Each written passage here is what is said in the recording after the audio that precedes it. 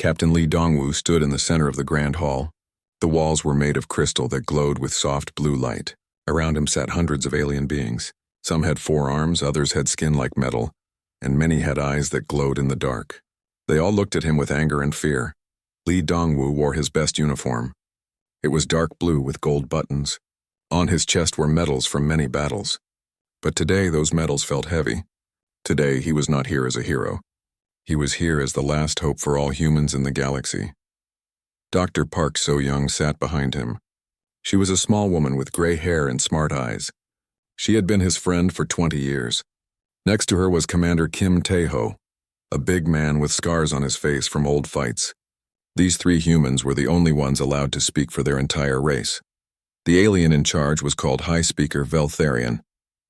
He was tall and thin with purple skin and 6 arms. When he spoke, his voice was like thunder. "Humans," he said, "you have been called here to face judgment." Lee Dongwu did not move. He kept his back straight and his eyes forward. He knew this day would come. For 50 years, humans had been part of the Galactic Council. At first, the aliens had welcomed them. Humans were good at fighting and solving problems. But as time passed, the aliens became scared. Humans were different. They took risks that other species would never take. They fought battles that seemed impossible to win. They never gave up even when they should. The aliens called this dangerous. They said humans were too wild, too unpredictable. "You have heard the charges," High Speaker Veltharion continued. "Humans start too many wars. You take risks that put other species in danger.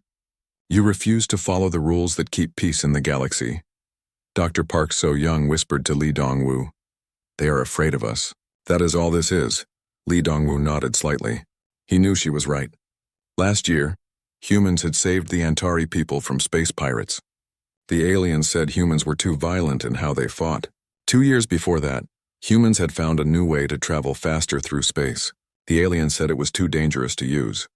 Every time humans tried to help or discover something new, the aliens found reasons to complain. They wanted humans to be quiet and follow orders. But humans were not made to be quiet. Commander Kim Tae-ho leaned forward. "Captain," he whispered, "our fleet is ready. We have 500 ships waiting outside this system. 50 million people." Lee Dongwu closed his eyes for a moment. 50 million humans, families with children, old people who had fought in wars, young people who dreamed of exploring the stars. All of them were depending on what happened here today. High Speaker Veltharion raised one of his 6 arms. The hall became silent. "The Council has made its decision. Humans are too dangerous to remain in civilized space. You will be exiled to the Void Sector." Gasps came from around the hall. Even some aliens looked shocked. The Void Sector was known as a place where nothing could live. It was far from any trade routes. The stars there were old and dying. There were no good planets to live on. Dr. Park So-young stood up quickly. "That is a death sentence," she shouted. "You might as well kill us all right here." "Silence." High Speaker Veltharion's voice boomed. "The decision is final. You have 30 days to leave all council space. Any human ship found in our territory after that will be destroyed." Lee Dongwu finally stepped forward. His voice was calm and clear. "We understand your decision, but let me make something clear to all of you." He looked around the hall, meeting the eyes of as many aliens as he could. "You think you are solving a problem by sending us away. You think humans will disappear and you will never have to worry about us again. You are wrong." The hall was completely quiet now. Even High Speaker Veltharion listened. "Humans do not give up. We do not disappear quietly. You are sending us to a place you think will kill us. But you have forgotten something important. Humans are very good at surviving in places where we are not supposed to live." Lee Dongwu's voice grew stronger. "You call us dangerous because we take risks.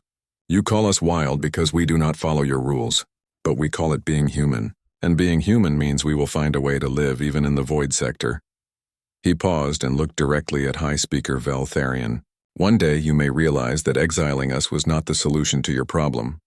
It was the creation of a much bigger one." Commander Kim Tae-ho stood up next to his captain. "The human fleet will leave peacefully. We do not want to fight you today. But remember this moment. Remember that you chose to make enemies of people who could have been your greatest allies." Dr. Park So-young also stood. "We will remember this day too. We will remember who stood with us and who cast us out. Our children will know these names." Our children's children will know what happened here. High Speaker Veltharion looked uncomfortable. Some of the other aliens whispered to each other. In the back of the hall, Li Dongwu noticed that the Antari delegate looked sad. The Antari had always been kind to humans. The decision stands, High Speaker Veltharion said, but his voice was not as strong as before. You have 30 days. Li Dongwu bowed slightly. It was a gesture of respect but also of farewell.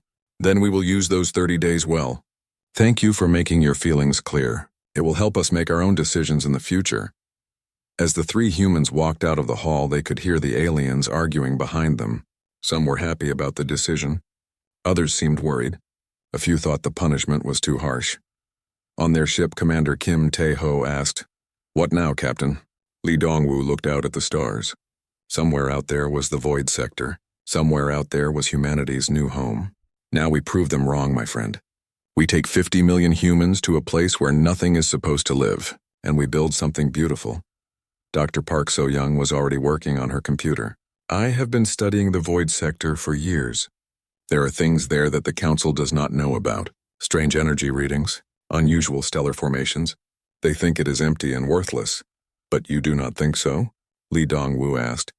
Dr. Park So-young smiled for the first time in days. Captain, I think the void sector might be exactly what humans need. No rules, no one watching us, no one telling us what we can and cannot do. Just us and the stars. 25 days later, the human fleet left Council space forever. 500 ships carrying 50 million people. As they jumped into hyperspace heading for their exile, Li Dongwu made a promise to himself and his people. They would not just survive in the void sector. They would build something that would make the galaxy take notice, something that would make the Council regret their decision. Behind them, the aliens celebrated. They believed they had solved the human problem. They thought they could return to their quiet, peaceful galaxy. They had no idea what they had just created. 5 years had passed since the exile. The man who was once Captain Li Dongwu now called himself Admiral Choi Min-ho. He had changed his name to mark the beginning of their new life. He stood on the observation deck of New Sol Station, looking down at the planet below. The planet was not beautiful like Earth had been. The sky was orange instead of blue. 2 red suns hung in the sky, making everything look like it was on fire. The ground was hard and rocky. When humans first landed here, many people cried. This was not the green world they had dreamed of. But humans were good at making the best of bad situations. Now 5 years later, the planet looked very different. Cities made of metal and glass rose from the rocky ground. Farms grew food in giant glass buildings. Children played in parks where trees from Earth grew under protective domes. Governor Yoon Hae-jin walked up behind Admiral Choi Min-ho. She was a strong woman with kind eyes and hands that were always busy. Before the exile, she had been a city planner on Earth. Now she was responsible for 50 million people living on a world that did not want them. The morning reports. Admiral, she said, handing him a tablet. 3 more mining operations are running ahead of schedule. The fusion reactors are working perfectly, and we have good news from Dr. Park So-young. Admiral Choi Min-ho smiled. Dr. Park So-young had become their most important scientist. She still used her real name because she said science should not hide behind new identities. For 5 years, she had been studying the strange things they found in the void sector. What has she discovered now? The Admiral asked. She wants to show you herself. She is very excited. They walked through the station to Dr. Park So-young's laboratory. The lab was huge, filled with machines that hummed and blinked with colored lights. In the center was something that looked like a metal sculpture twisted into impossible shapes. Dr. Park So-young was standing next to it with Chief Engineer Lim Jae-sung. Lim Jae-sung was a tall man who could fix anything and build anything humans needed. He had designed most of the cities on New Sol. Admiral, Dr. Park So-young called out when she saw him. You have to see this. We have done something that the Council said was impossible. She pressed a button on her control panel. The metal sculpture began to glow with purple light. The air around it seemed to shimmer like water. What am I looking at? Admiral Choi Min-ho asked. A new type of hyperspace engine, Chief Engineer Lim Jae-sung said proudly. It uses the quantum storms that happen only in the void sector. The storms that the Council thought made this place worthless. Dr. Park So-young was so excited she could barely stand still. Admiral, this engine can make ships travel 10 times faster than anything the Council has. A trip that used to take a month now takes 3 days. Admiral Choi Min-ho stared at the glowing machine. Are you certain it works? We tested it on a small ship yesterday, Chief Engineer Lim Jae-sung said. It traveled to the edge of our system and back in 4 hours. The same trip used to take 2 days. Governor Yoon Hae-jin whistled softly. This changes everything. There is more, Dr. Park So-young said. She led them to another machine, this one shaped like a crystal tree. The quantum storms also give us unlimited energy. One of these power crystals can run a city for 100 years. Admiral Choi Min-ho felt his heart beating faster.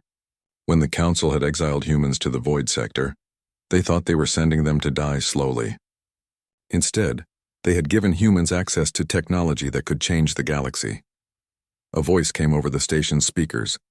Admiral Choi Min-ho, please report to the command center. General Song Mi-kyung requests your immediate presence. General Song Mi-kyung was their military commander. She was a small woman with sharp eyes who never wasted words. Before the exile, she had been the youngest general in human history. Now she was responsible for protecting 50 million people in a place where no help would ever come. Admiral Choi Min-ho found her in the command center, standing in front of a huge map of local space. Red dots marked their settlements. Blue dots marked places they wanted to explore. Admiral, General Song Mi-kyung said without looking away from the map, we have a problem. And an opportunity. Explain. General Song Mi-kyung pointed to a yellow dot on the edge of the map. Our long-range sensors detected a distress signal from this system. It is very weak, but it appears to be coming from an Antari ship. Admiral Choi Min-ho frowned. The Antari were the only aliens who had shown kindness to humans during the exile. Their delegate had tried to speak against the Council's decision, though it did not help. How far away? He asked. With our old engines, it would take 6 months to reach them. With Dr. Park So-young's new engine, 18 days, Admiral Choi Min-ho finished. What is the problem you mentioned? General Song Mi-kyung finally turned to look at him. If we save them, they will know we are here. They will know we survived. The news will get back to the Council eventually. And the opportunity? If we save them, we will have our first allies. The Antari have always been good people. More importantly, we will send a message to the galaxy. Humans are not dead. We are not hiding. And we do not forget our friends. Admiral Choi Min-ho thought about this for a long moment. For 5 years, they had been building in secret. No one in the galaxy knew that humans had not only survived but were growing stronger. Part of him wanted to keep it that way for a few more years. But another part of him remembered the Antari delegate's sad face when the Council announced the exile. The Antari had tried to help when no one else would. Prepare a rescue fleet, he said finally. 3 ships with the new engines. I will lead the mission personally. General Song Mi-kyung smiled. It was not a happy smile. It was the smile of a soldier who was ready for battle. I was hoping you would say that, Admiral. I have something else to show you. She led him to a restricted area of the command center. Inside was a display showing technical drawings of ships and weapons. For 5 years, my people have been preparing for the day when we would have to defend ourselves, General Song Mi-kyung said. We have developed new weapons, new armor, new fighting tactics. Everything based on the assumption that we would be outnumbered and fighting alone. The designs on the screen looked unlike anything Admiral Choi Min-ho had ever seen. The ships were sleek and deadly. The weapons seemed to bend light around them. These ships can become invisible to sensors, General Song Mi-kyung explained. They can appear in the middle of an enemy fleet without warning. The weapons use the same quantum energy as Dr. Park So-young's engines. How many ships can you have ready for the rescue mission? 20 combat ships fully crewed and ready to fight. But Admiral, these are not just ships. They are a promise. A promise that humans will never again be helpless. 3 days later, Admiral Choi Min-ho stood on the bridge of the HNS New Dawn. It was the first ship built with the new quantum engines and the new weapons. Around him, his crew worked calmly and efficiently. These were people who had been refugees 5 years ago. Now they were the crew of the most advanced ship in the galaxy. Jump drive ready? Admiral, reported the navigation officer. All ships report ready, added the communications officer. Admiral Choi Min-ho looked out at the stars. Somewhere out there, Antari people were in trouble. Somewhere beyond that, the galaxy continued its life without knowing that humans were still alive. Take us out, he ordered. The New Dawn and her escort ships disappeared into quantum space, moving faster than any ship in Council territory could follow. Behind them, the lights of New Seoul grew brighter every day. Soon the galaxy would learn that humanity had not just survived their exile, they had used it to become something new, something stronger, something the Council would never have imagined possible. 13 more years had passed. Fleet Admiral Kang Do-hyun walked through the halls of Titan Command, the largest space station humans had ever built. Through the windows he could see hundreds of ships moving in perfect formation. Some were massive cargo vessels carrying supplies between 43 human worlds. Others were sleek warships that could defeat entire alien fleets. The rescue of the Antari had been a success. More than a success, it had been a revelation. The Antari had kept the secret of humanity's survival, as Admiral Choi Min-ho had hoped. But they had also become humanity's first allies and trading partners. Through careful Antari contacts, humans learned about everything happening in the galaxy. Fleet Admiral Kang Do-hyun had been a young officer during the exile. Now he commanded the largest fleet in known space. Though nobody outside the Void Sector knew it existed, his ships were hidden by quantum cloaking technology that made them invisible to all sensors. The galaxy thought the Void Sector was still empty. They were very wrong. Director Shin Ye-yoon entered his office carrying a stack of data tablets. She was the head of Human Intelligence, the organization that watched everything happening in Council space. She was a quiet woman who spoke softly, but her words always carried weight. "The morning reports, Admiral," she said, setting the tablets on his desk. "The situation in the galaxy is getting worse." Fleet Admiral Kang Do-hyun picked up the first tablet. It showed star maps with red zones marked across Council territory. "How many active wars now?" 17 major conflicts, Director Shin Ye-yoon replied. "The Valkyrie hegemony is fighting the Nethys Collective over the Kepler mining region. The Zephyrian Alliance is attacking independent worlds to steal their resources. Smaller species are being forced to choose sides or be destroyed. And the Council? The Council is falling apart. They spend more time arguing than governing. Each species is only interested in protecting itself. They have forgotten how to work together." Fleet Admiral Kang Do-hyun was not surprised. For 18 years, humans had been watching the galaxy tear itself apart. Without humans to fear and unite against, the aliens had found other reasons to fight each other. A soft chime announced another visitor. Commodore Bae Jun-sik entered the office. He was the commander of the Ghost Fleet, the most secret part of humanity's military. His ships were so advanced that they could spy on alien worlds without ever being detected. "Admiral," Commodore Bae Jun-sik said with a slight bow, "I have the latest intelligence from the core worlds." "What have you learned?" Commodore Bae Jun-sik activated a holographic display that showed the center of the galaxy. Dozens of alien worlds appeared as colored dots. "The Valkyrie are planning something big. They are moving fleets toward the Antari homeworld." Director Shin Ye-yoon frowned. "The Antari are neutral in all these wars. Why would the Valkyrie attack them?" "Because the Antari have been too successful," Commodore Bae Jun-sik explained. "Their trade routes are making them rich while everyone else gets poorer from fighting. The Valkyrie think if they control Antari space, they can control all trade in this sector." Fleet Admiral Kang Do-hyun felt anger rising in his chest. The Antari had been humanity's first friends in 18 years of exile. They had traded fairly and kept human secrets. Now they were going to be attacked because they refused to join the galaxy's wars. How long until the Valkyrie attack? 3 weeks, according to our intelligence. Fleet Admiral Kang Do-hyun stood up and walked to the window. Outside, he could see the newest addition to the human fleet. The HNS Prometheus was twice the size of any alien battleship. Its hull was made from materials that did not exist in Council space. Its weapons could destroy a moon. Dr. Ryu Sung-min had outdone himself again. The elderly scientist had spent 5 years designing the Prometheus-class ships. They were not just weapons of war. They were statements of human capability. "Director Shin," Fleet Admiral Kang Do-hyun said without turning around, "how many people in the galaxy know that humans still exist?" "Besides the Antari? Perhaps a dozen individuals across various intelligence services. They have pieces of information, but no one has put together the complete picture." "And how many people know the full extent of our capabilities?" "No one outside our own territory. The galaxy believes humans were a minor species that disappeared 18 years ago." Fleet Admiral Kang Do-hyun smiled. It was not a kind smile. "Then I think it is time for a surprise." He turned back to face his officers. "Commodore Bae, how many Ghost Fleet ships do you have in position around Council worlds?" 47 ships across 23 systems. They are monitoring all major military installations and government centers. And how long would it take to position a full battle fleet at the Antari homeworld? With our quantum drives? 18 hours. Director Shin Ye-eun looked worried. Admiral, if we reveal ourselves now, we lose the advantage of secrecy. The galaxy will know we survived. The galaxy will know more than that, Fleet Admiral Kang Do-hyun replied. They will know that we are not the same humans they exiled 18 years ago.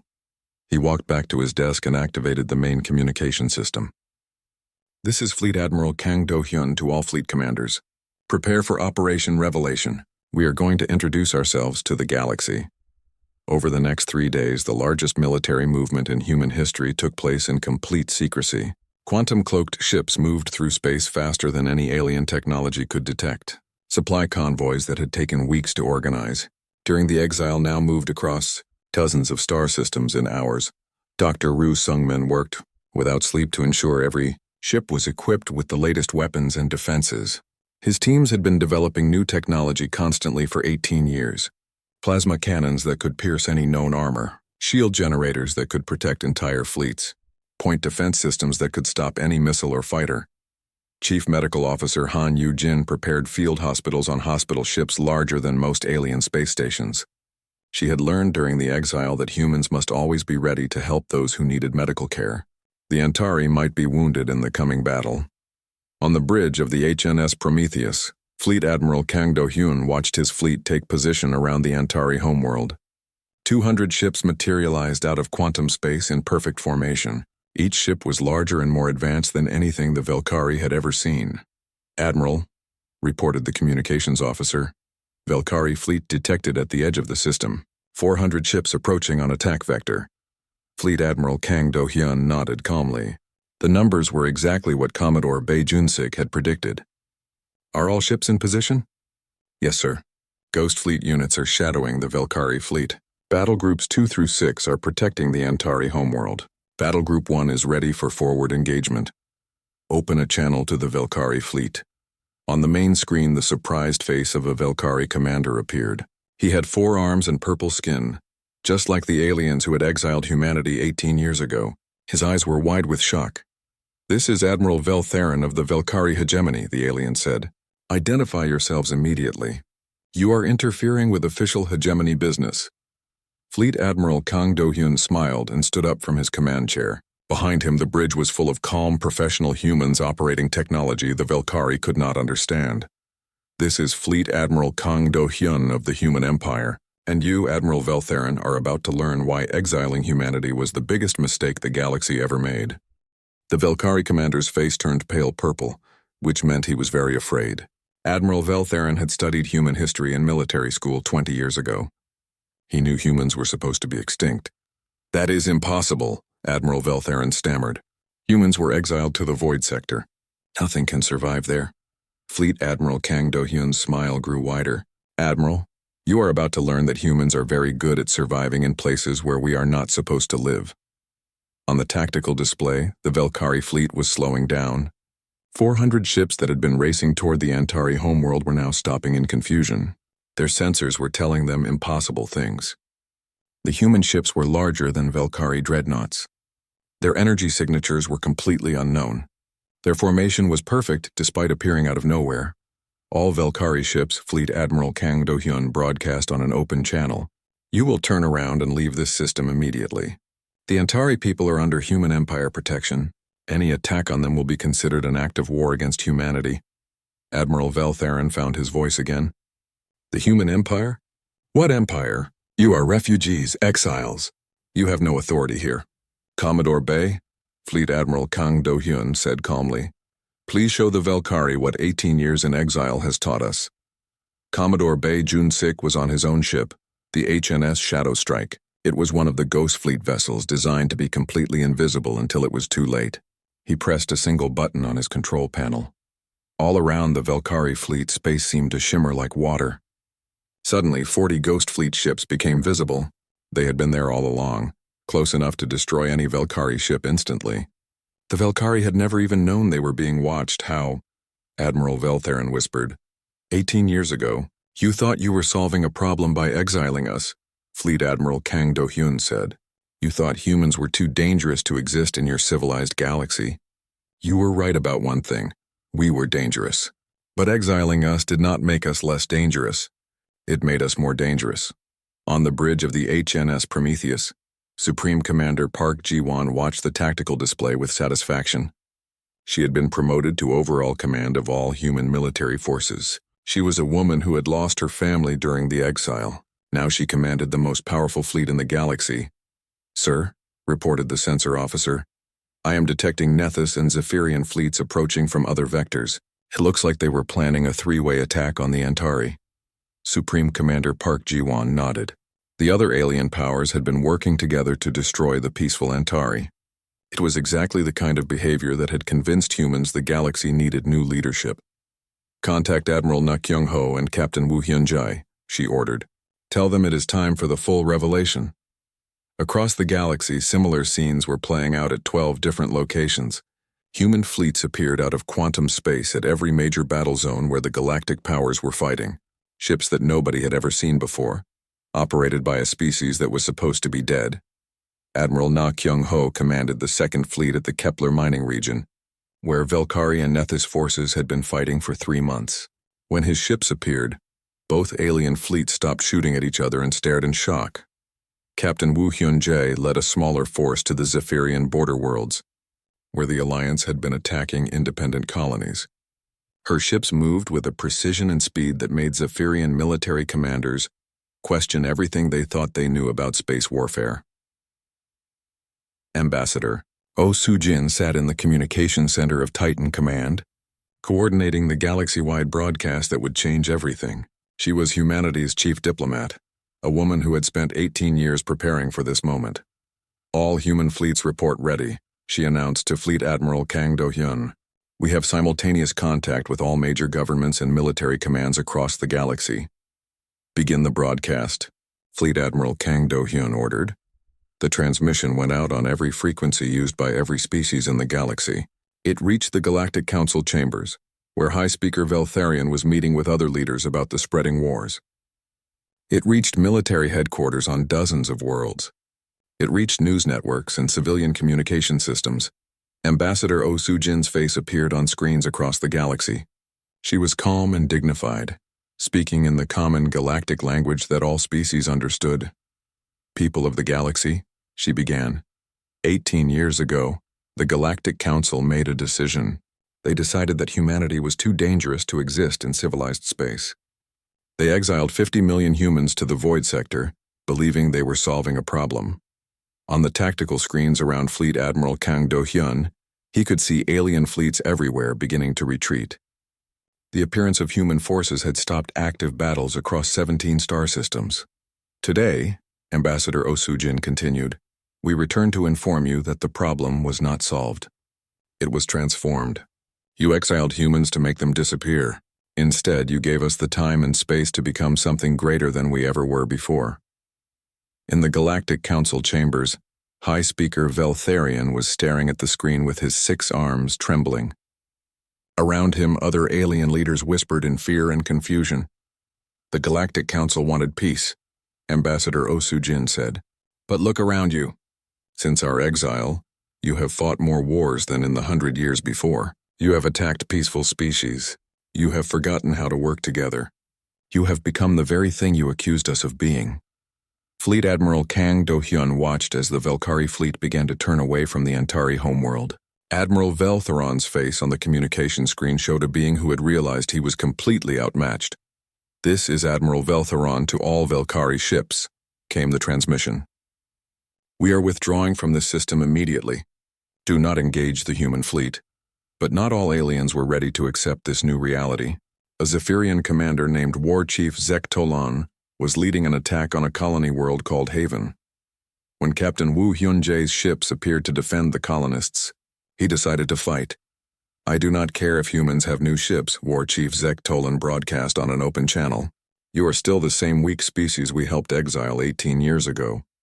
Captain Woo Hyun-jae was a small woman with quiet eyes, but she had been fighting battles since she was old enough to hold a weapon. She had learned her skills defending human colonies in the Void Sector from space pirates and raiders. "War Chief Zek Tolan," she replied calmly, "you are about to learn the difference between the humans you exiled and the humans we became. The Zephyrian fleet attacked with everything they had. Plasma cannons and missile launchers fired at the human ships. For a moment, the space around Haven Colony was filled with light and explosions. When the light faded, every Zephyrian ship was disabled or destroyed. Captain Wu Hyunjae's fleet had not lost a single vessel. The human ships moved through the battle like dancers, avoiding every attack while their own weapons struck with perfect accuracy. The battle was over in 12 minutes. Captain Wu Hyunjae opened a channel to the surviving Zephyrian ships. "This is Captain Wu Hyunjae of the Human Empire. Your wounded will be treated by our medical ships. Your damaged vessels will be towed to safety. This is what mercy looks like when it comes from a species you tried to destroy." Across the galaxy, the message was clear. Humanity had returned. They were stronger than ever before, and they were offering a choice to every species that had once exiled them. Ambassador Osujin's broadcast continued. "We could have returned in anger. We could have sought revenge for the injustice done to us. Instead, we return with an offer. The galaxy is broken. The Council has failed. War spread like disease across space."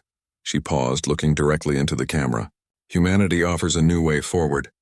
Not as conquerors, but as leaders. Not with hatred, but with wisdom learned through suffering. We have built something in the void sector that works. Something that brings peace and prosperity to all who join us." High Speaker Veltharion finally found his voice. "What do you want from us?" He transmitted directly to Ambassador Osujin. Her answer was simple. "We want you to remember why you exiled us in the first place. You said we were too dangerous for your galaxy. You were right. We are dangerous to war. We are dangerous to injustice. We are dangerous to the old ways that have brought nothing but suffering." She smiled, and it was a smile full of hope. "Choose wisely. The age of the old council is ending. The age of the human empire has begun." 2 years had passed since the revelation. Emperor Lee Seung-woo stood on the balcony of the Imperial Palace on New Terra Prime, the most beautiful world humanity had ever built. The palace was made of crystal and metal that seemed to grow from the ground like a tree. Around it, the capital city stretched to the horizon, filled with beings from dozens of different species. Emperor Lee Seung-woo was the grandson of Captain Lee Dongwoo, the man who had stood trial before the Galactic Council 25 years ago.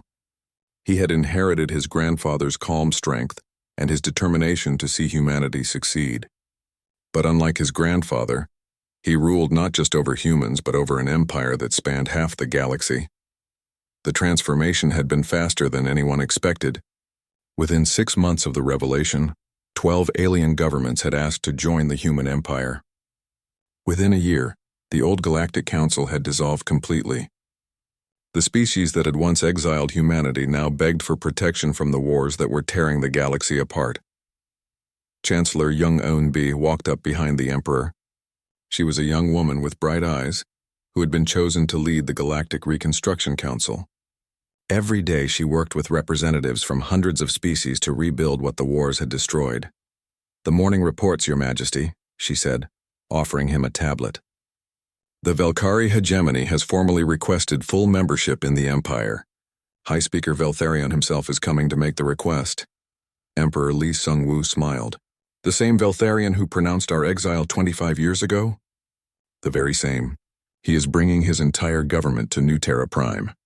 They want to surrender all their military forces and place their worlds under Imperial protection." The Emperor took the tablet and read through the morning's news. Construction of new cities was ahead of schedule on 40 worlds. Trade between species was at the highest level in galactic history. Crime rates had dropped to almost nothing in Imperial space. Most importantly, there had been no wars anywhere in the Empire for 18 months. "Any word from the Outer Rim territories?" the Emperor asked. "Grand Admiral Cho Won-shik reports that the last independent warlords have agreed to peace talks. The Zephyrian war chief Zektolan, the one who fought Captain Wu Hyunjae at Haven Colony, has requested personal amnesty in exchange for surrendering his fleet." Emperor Lee Seung-woo was pleased but not surprised. Grand Admiral Cho Won-shik commanded the Galactic Defense Fleet, the combined forces of all species in the Empire. Under human leadership, former enemies now worked together to keep peace across the galaxy. The transformation had not been achieved through conquest. Humans had learned during their exile that force alone could not create lasting peace.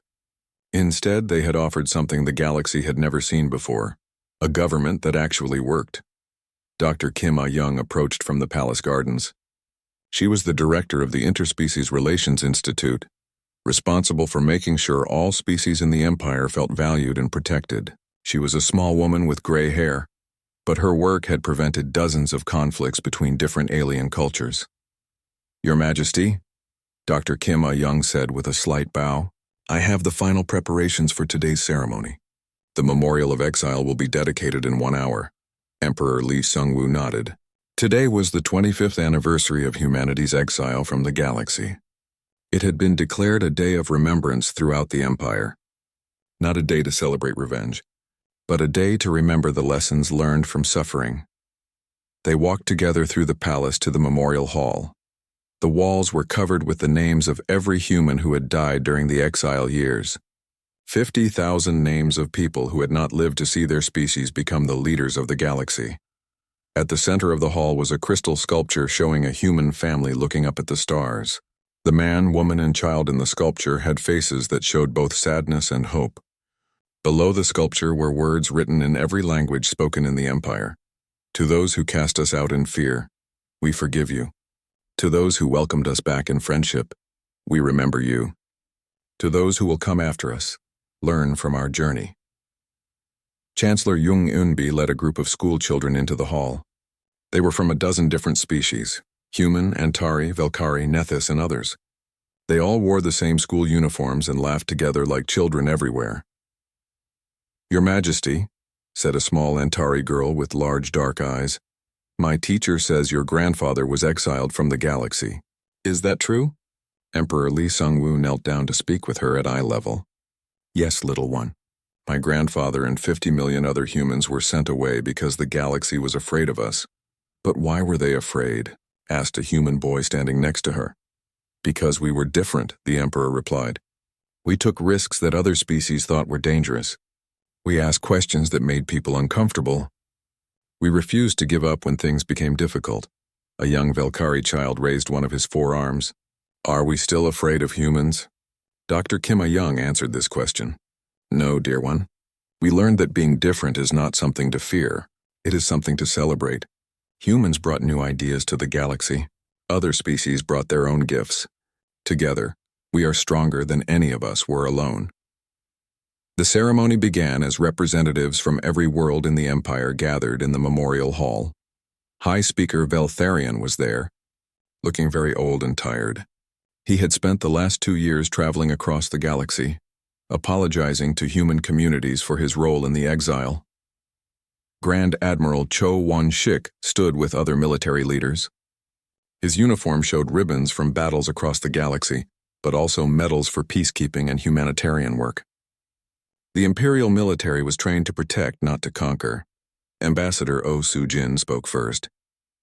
She was now the imperial foreign minister, responsible for relations with the few remaining independent governments outside the empire. 25 years ago, she said, the galaxy made a choice based on fear. Today we gather to remember that fear is not the answer to differences. Understanding is the answer. Cooperation is the answer. Working together is the answer. Emperor Lee Sung-woo spoke next. His voice carried to every corner of the hall and was broadcast to every world in the empire. My grandfather, Captain Lee Dong-woo, stood trial in the old council chambers. He was told that humans were too dangerous for civilized space. He made a promise that day. He promised that humans would not disappear quietly. He promised that we would survive and grow stronger. The emperor paused and looked at the crystal sculpture of the human family, but my grandfather made another promise that day, one that only his family knew about.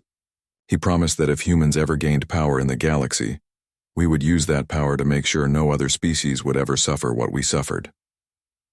Around the hall, beings from dozens of species listened quietly. Many of them had been enemies just 2 years ago. Now they were citizens of the same empire, protected by the same laws, sharing the same hopes for the future. Today, the human empire spans 200 star systems. The emperor continued. We have ended the wars that plagued the galaxy. We have brought prosperity to worlds that were once poor. We have created peace between species that fought for generations. High Speaker Veltharion stood up slowly. He was very old now, and his 6 arms shook with age. Your Majesty, he said in a voice that was barely a whisper. May I speak? Emperor Li Sungwu nodded respectfully. 25 years ago, I was the one who pronounced humanity's exile. I believed I was protecting the galaxy from a dangerous species. I was wrong. High Speaker Veltharian's voice grew stronger. I was not protecting the galaxy from danger. I was protecting the galaxy from change. And change was exactly what we needed. He looked around the hall at all the different species standing together peacefully. Humans brought us something we had lost, the courage to dream of something better. The courage to take risks for a greater good. The courage to unite instead of divide. The old alien walked slowly to the crystal sculpture and placed one of his hands on it. Captain Li Dongwu, wherever your spirit rests, I ask for your forgiveness. Your exile was not justice. It was fear. And that fear almost cost us the greatest gift the galaxy has ever received. Emperor Li Seungwu walked over to High Speaker Veltharian. For a moment, the human leader and the alien leader stood together in front of the memorial. The exile is forgiven. The Emperor said simply, the fear is forgotten. The future is what matters now. As the ceremony ended, Emperor Li Seungwu returned to his balcony. Chancellor Young Unbi joined him as they watched the sun set over New Terra Prime. In the distance, ships from dozens of species moved peacefully through the space lanes, carrying trade and passengers between the worlds of the Empire. Do you think your grandfather would be proud? Chancellor Young Unbi asked. Emperor Li Seungwu smiled and looked up at the stars. Somewhere out there, in the void sector where it all began, new colonies were still being built. Humans continued to explore and discover, just as they always had, but now they did it as part of something larger than themselves. I think he would be surprised, the Emperor replied. He promised we would survive. He promised we would grow stronger. But I do not think even he imagined we would become the healers of a broken galaxy.